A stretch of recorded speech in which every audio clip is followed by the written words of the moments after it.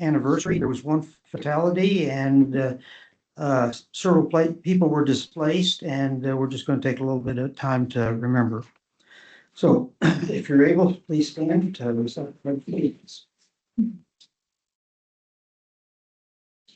The flag of the United States of America and to the republic for which it stands, one nation, under God, indivisible, with liberty and justice for all.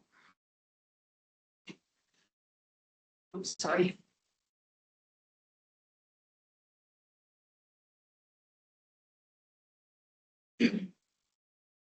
Thank you. First of all, we consider the approval of the agenda. So moved. Second. Okay, we got a first and second, all in favor? Aye. Motion carried.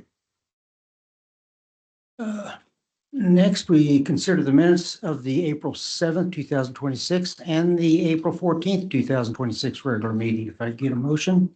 So moved. Second. Okay, we had a first and second, all in favor? Aye. Motion carried.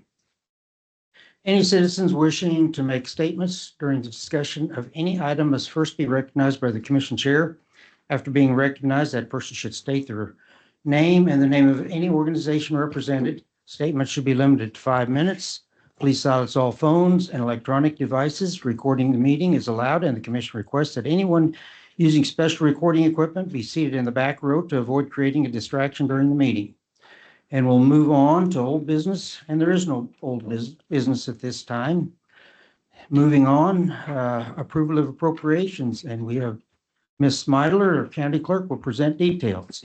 Morning.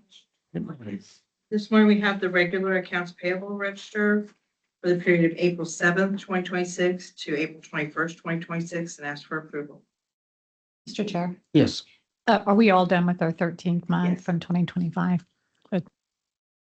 Okay, if no other discussions, I'm ready for a motion.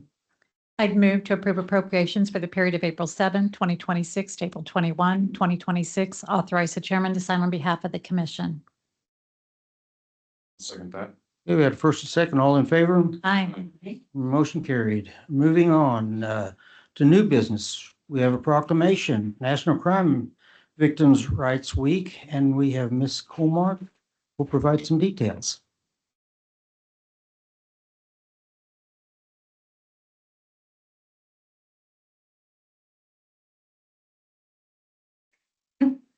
You're a pro at this now.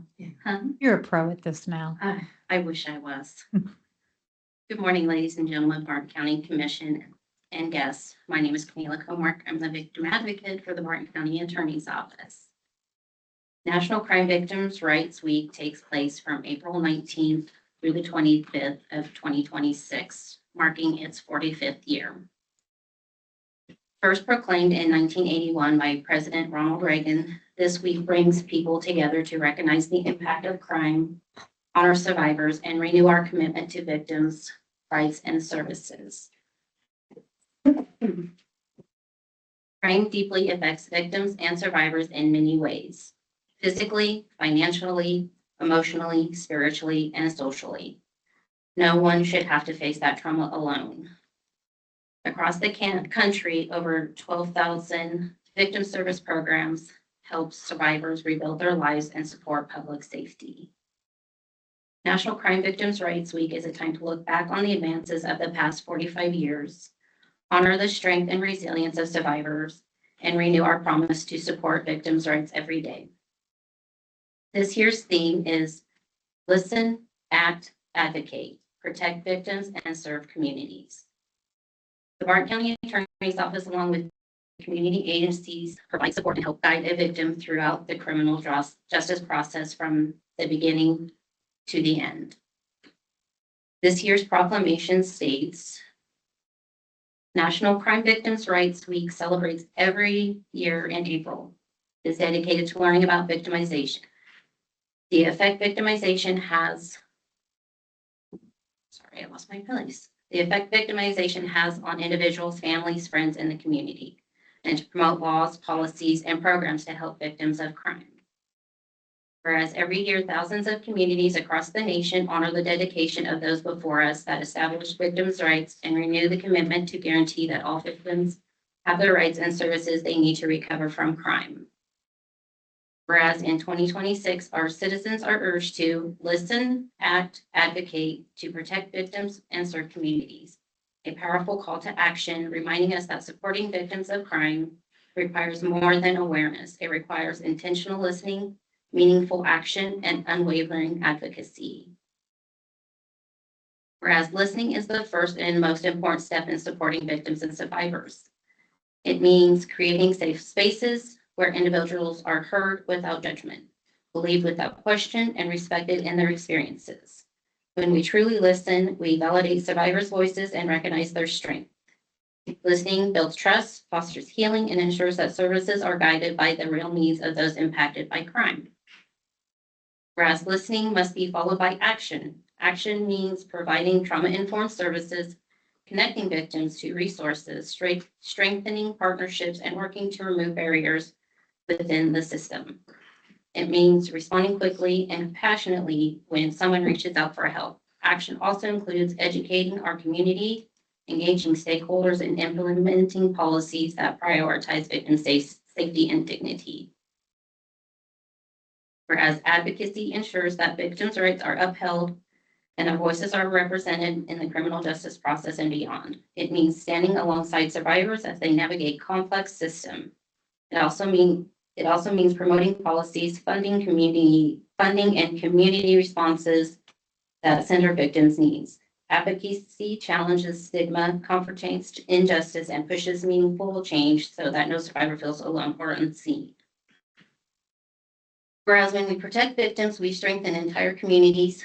Safety, justice, and healing are not individual concerns. They are collective responsibility. By listening, acting, and advocating, we create communities where survivors are supported, rights are honored, and prevention becomes possible.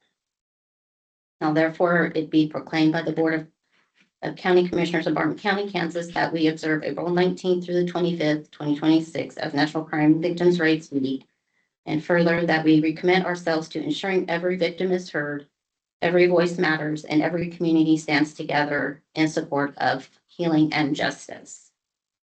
Therefore, it is with great honor I request that Barton County Commissioners consider for adoption Proclamation 2026-07 for signature designating Barton County Crime Victims' Rights Week as April 19th through 25th of 2026. Thank you. Do we have some discussion on this? It's a great job that they do. Mr. Chairman, it's appropriate that we recognize Victim Crimes Week, but it couldn't have come at a more important time for our community. Thank you for what you do. Mr. Chairman, Yes. I would just say that, Camila, that was a very good presentation today, and I think this is my 6th year hearing you do that, and that's the best one yet. So it's getting better every time. Hopefully easier too. Not so much. Well, it appears to be easier for you every time. I think it's very important, and thanks for making it aware to the public, not only the commissioners, but the public in Barton County. So I think it's very important, these proclamations, how important they are, really. So Do you make up the listen, act, advocate, or does that come with That usually comes from the state level. state level? Yeah. Mhm.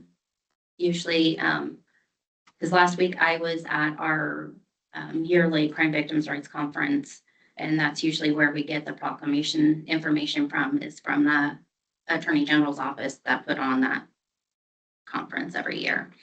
Okay. So, one thing, I would like to make a motion if you're ready. okay, I was just going to say, usually proclamations, it really doesn't, if it doesn't affect you, you don't think it's that important, but when it affects you personally, you see the importance of it. So thank you. Okay, I'm ready for motion. I move to adopt Proclamation 2026-07 National Crime Victims' Rights Week. Second that. Okay, first, second, all in favor? Aye. Motion carried. Thank you. yes. Okay, next, we're moving on to Road and Bridge, and we have Mr. Schartz, County Works Director, will provide details. Morning, Commissioners. In 2025, it was determined that the county would move our asphalt production to Venture's plant, which is southwest of town, about a mile. Continuing that process in 26, Venture will mix the asphalt, provide all aggregates needed for that. This allows the county to receive fresh asphalt prepared, with pure ingredients. It just, they can make it, they make it as we use it type thing. So it helps us get it fresher. In addition, the county avoids costs associated with on-site production, storage, and aging of material. This year, we plan on doing around 30 miles of overlay. So we would need, up to 25,000 tons of coal mix at a price that Venture is offering at $33 per ton. I would just ask that you would approve this, and I would answer any questions that you may have. Okay, do we have discussion on this? Mr. Chair, Yeah. my understanding is if you don't need all 25,000 tons, I think you talked to us last week that we would not be committed to having to buy. Yes, I spoke with Venture, and whatever we need, they're committed to making. Just for example, like last year, we kind of did the same thing, set up to 25,000, and we used 23,945 tons. So once we get to the stopping point, we keep a little bit left over for the winter time, just in case we have a emergency issue. We can shut them down, and then we'll be done. So no, we're not held to the 25,000. Thank you. Okay, and once again, and for the public, you wrote and you overlay and seal about a fourth of the county blacktops every year. Yes, we do them in quarters. So this year we will be in the southeast, Mm-hmm. and we will go into the northeast just a touch up to the Odin area. But yeah, we do it in quarters every year. We seal the whole quarter every year, and then we pick the worst of the miles to overlay every year. So we'll pick the worst 30 miles that we find, and we will overlay those. Okay. And as a person growing up in the country for a big part of my life, how important the blacktops are. Yeah, I mean, it's crazy to think about all the use they get between agriculture, oil field, just everyday use, people using them. And, I looked it up the other day. We're still in the top, I think the top 4 of highway miles in the state. So definitely a lot to maintain, but it's nice to have nice roads to drive on. Yeah, out of 105 counties, we're the top 4 in the number of blacktop miles. Yeah. It's crazy. Let that sink in, yeah. Well, and if you think about it, you're talking Reno County, which have some fairly significant towns, Sedgwick County, which is of course Wichita, and Kearney County, which I think is probably because of old oil field roads from Garden City and stuff. I wasn't sure on that, and I did confirm with a guy I know in Garden City area. He goes, yeah, because there's a lot of blacktops, but I don't want to throw them under the bus because they don't maintain them like you guys do. So, Chris, it's never too early to talk about how do you let the public know which roads you're going to do? Do you put it on the Facebook page or the county page, or? We don't have a Facebook page just for Road and Bridge, but I do put it on the county website. Okay. You go under bartoncounty.org and then go to departments, Road and Bridge. There's a tab on the left side, road closures. And it's hard to give exact. So what I will do is, like, for that week, I will usually give, this is probably the couple of miles we're going to be working on for that week. And I usually, hey, between this road and this road, we're going to be working. So you may be delayed or have to go around. So yeah, I'll just check the county website, and we keep that pretty up to date. So Do we do a Facebook post about that as well? we haven't, because Maybe we could point them to that location on our website. Might not be a bad idea. yeah, well, you mean like, yeah, Diana does a post about where to go to find it. Yeah. good, But we don't do a Facebook post to say this road's going to be Yeah, closed. no, that'd be ongoing. You really don't know when you get started how many miles you can do every day, or do you? But then you'd have to post it every day, which miles. Yeah. Yeah. It depends. Like, just for example, last year we were in the Southwest. So Venture's plant was close to the Southwest. So we're able to haul a lot faster to the Southwest.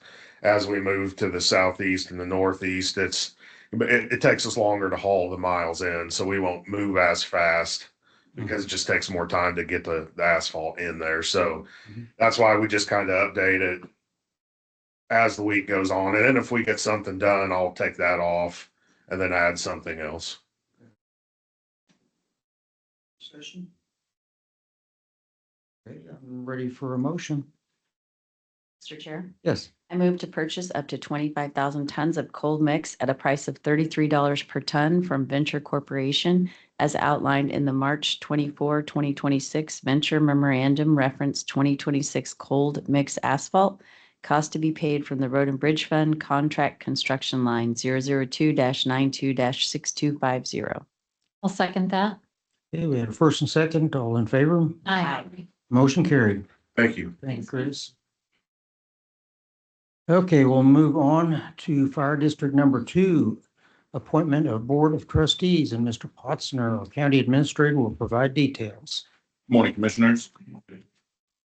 Per Resolution 2026-05, a resolution expanding Fire District Number 2, the members of the Fire District Board of Trustees shall consist of not more than one appointee from each participating township and not more than one from each participating city. The Fire District now consists of Albion, Eureka, Fairview, Grant, North Homestead, South Homestead, Union, and Wheatland Townships, and the cities of Galatia, Hoisington, Almutz, and Susac. There's one unexpired term ending December 31st, 2026, open for North Homestead Township. Kevin Polzine has applied for the Galatia appointment, and Tim Meyer for Wheatland Township, both terming December 31st, 2026. David Kyle has applied for the Fairview Township appointment, terming December 31st, 2027. The Grant Township appointment still remains open. And I would ask you to consider appointment of these individuals, and I'd be happy to answer any questions that you have. Okay, do we have discussion? Okay, it's just important that fire coverage is there, and Almutz and Galatia each have a fire station yet, and it's not going to change. So, I guess no more discussion. I'm ready for a motion. Mr. Chairman, you're our resident fireman, so if you say it's good, I'll go ahead and make that motion. Okay. All right. For the Board of Trustees for Fire District Number 2, Barton County, Kansas, move to appoint Kevin Polzine for the City of Galatia position and Tim Meyer for the Wheatland Township position, both terming December 31st, 2026, and David Kyle for the Fairview Township position, terming December 31st, 2027. All positions are uncompensated. Can I get a second? I'll second that. Okay, we have first and second, all in favor? Aye. Okay, motion carried. Thank you. Thank you. Okay, we've got a meeting recap for the joint meeting with the City of Great Bend. I'm just gonna give my opinion on it right now. I was joined by my fellow commissioners in a discussion on the joint meeting with the City of Great Bend. We met on Wednesday, April 15th, 2026, and discussion points included the McKinley Bridge overlay, facade improvement program, city and county resources, Golden Belt Humane Society, Kansas Department of Transportation, US 56, 4-lane project, development projects, and legislative regarding valuation and property tax. It was an interesting meeting. Both the county and the city have a lot of positive programs to promote. And for our part, Mr. Potzner talked about using money spent on local projects to meet Kansas Department of Transportation match requirements. Commissioner Schlesinger reviewed the facade improvement projects, 68 projects completed, paid out over almost $1 million for improvements, and utilized more than 40 local contractors. And that's not counting business investments calculated at over $2 million. And we had Miss Esfelt talked about the Humane Society. The finances of the use of Great Bend gets about 90% of the use of the Humane Society, and the rest of it goes to the county. So we need to talk about that and keep everybody aware. She talked about the taxing issues, possibly creating a taxing solution that could be used statewide. And thank both ladies for doing such an awesome job. Commissioner Esfeld, she has to repeat her famous statement, Barton County is the best county in Kansas. And I'm not going to try to argue with her because she's going to win. And also Commissioner Hutchinson, Zimmerman, they chimed in whenever needed to be and kept everything on track. More than anything, the commission is just committed to the big picture, investing in our communities and bringing growth to the area. So that's all I've got. Any other comments? Just, I thought it was well done. I'm really excited about any potential cooperation and partnerships with the city of Great Bend. And it's been a long time coming. And I think we're finally going to see some progress. Just like to state that I thought it went really well, and my part of the presentation was easy because I had Ellie Hutchinson and Diana that made this fabulous slideshow that made me look really good. So thank you to both of them. And I thought it was a great meeting. I thought it's a step in the right direction. So looking forward to any future progress we can make. We've got amazing backup people to help us out. So Mr. Chairman, I heard lots of compliments and people, Tricia, were you in 4-H? I was actually not for it. All of my kids were, if that helps.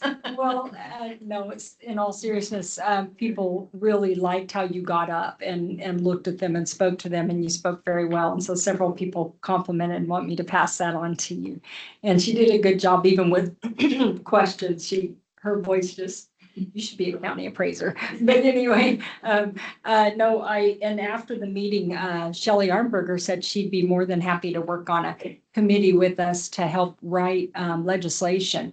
And then I also talked to Sherry Brantley, who will carry the bill after we write it and take it to the revisor's office and also work with us every step of the way. I haven't had time to talk to Senator Blue. I'm sure she will help too. But anyway, I think that's something that all of us should work on. And I did talk to the president of our region of the Commissioner Association, and they're very interested in putting input on it too and working with us to refine this tax bill. And, I guess if in Topeka they can't get things done, then we can write the bill for them and send it up there and hope for the best. So I think we won't have any problem putting a committee together. Very good. Echo sentiments. I think it was a very good meeting. I'm happy to see that we're going to join with the city and talking about the facade improvement grant. So it's the first step in creating those partnerships. So excited about that. Yeah, and so I don't forget, and Mr. Posner, you can help me remember this too, and you guys, I think it was so important what Council Member Parr said. And we really need to put a committee together that maybe does meet quarterly or something to work together with all the entities, which would be, whether it be the chamber, the college, economic development, everybody. He is spot on when he said that. That to me was one of the biggest takeaways from the meeting, maybe, as to doing what he said and working us together. Agree. I guess this was just information only, so no actions necessary. Okay, next we'll move on to executive session, and I believe we've got a reason to have an executive session. Yeah, I would recommend that we go into executive session for 30 minutes. To discuss non-elected personnel. Mr. Chair, Yes. I move that the commission enter into executive session for a period of 30 minutes. The subject to be discussed will be non-elected personnel. The reason this needs to be discussed in executive session is to discuss the performance of a county non-elected employee. The governing body, the county councilor via phone, the county administrator, and the HR assistant county administrator are to be included in said meeting. The open meeting will resume at 9:55 in this room. I'll say that. Okay, got a first and second, all in favor? Aye. Okay, motion carried.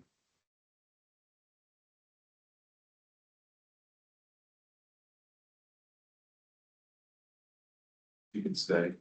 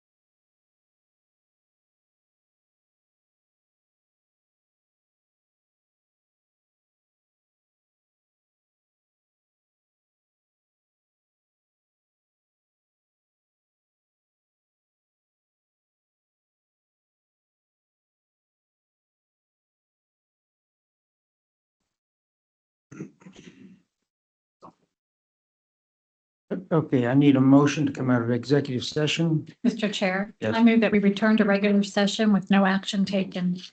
Second. First and second, all in favor? Aye. Motion carried. Okay, we're going to move on to ending business. We've got some announcements. Following the close of the agenda meeting, the commission will consider the authorization of personnel changes for classified positions, sign any documentation approved during the agenda meeting, or sign any other documentation required for regular business, county business. Similar actions may take place throughout the day. Appointments, although subject to change, the following appointments have been scheduled. And I want to read this one first before I forget. It's county officials have been invited to Barton County Farm Bureau meet and greet with local and state officials from 2 to 4 p.m. Tuesday, April 21st, and that is today, 2026, at the front door, 1615 10th Street, Great Bend, Kansas. And continuing on, 9:45 this morning, or following the close of the agenda meeting, planning session with media consultant. 10 o'clock, financial update and regular business discussion, Matt Potzner, County Administrator. 11 o'clock, project update, Barton County Rural Water District Number 1 and Russell Rural County Water District Number 3, Brian Wilburn, Jamie Tomlinson, and Rural Water District. At 11:30, the commission will continue business discussion. The county edition, KVGB AM, Thursday at 11:05 AM. Jennifer Hamby, Solid Waste Director, is scheduled for April 23rd, 2026. Other business discussion items, and this is mainly for the commissioners. Have any discussion? Mr. Chair, I do plan to attend the Kansas County Commissioner Association meeting in Hutchinson. It will be this Thursday. Well, it's actually Wednesday on the 22nd, but I won't make Wednesday. And I do plan to be there on the 23rd and the 24th. But I didn't know if anybody else was going to attend the KLPG meeting. I was gonna try to go, but I now am unable to, so I'm not gonna make it. We can get an update from Pawnee County Commissioner Bob Ryan, I'm pretty sure. Apologize, this week I am underwater. That's okay. I'll bring you guys back some information on whatever takes place on those 2 days. Okay, thank you, Commissioner, for doing that. Citizens or organizations may present requests or proposals for initial consideration, and I see none. The commissioners are available to the public on Tuesdays during regular business hours. One or more commissioners may be present in the commission chambers conducting county business throughout the day on Tuesdays. The commissioners may individually schedule personnel appointments related to county business at their discretion. The next regular meeting will be at 9 a.m. Tuesday, April 28th, 2026. And with that, I'm ready for a motion to adjourn. So moved. Second. First and second, all in favor? Okay. Meeting adjourned. So shocking.